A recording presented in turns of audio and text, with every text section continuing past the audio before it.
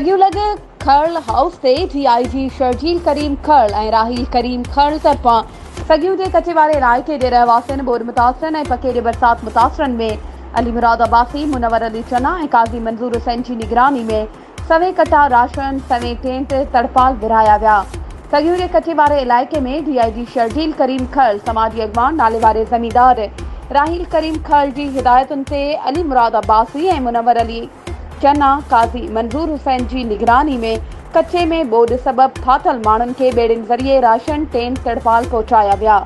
जॾहिं त सगियूं भरिसां खरल हाउस ते पिण ॿोॾि ऐं बरसात मुतासिरनि माण्हुनि में टेंट, तड़पाल ऐं राशन ॾिनो वियो।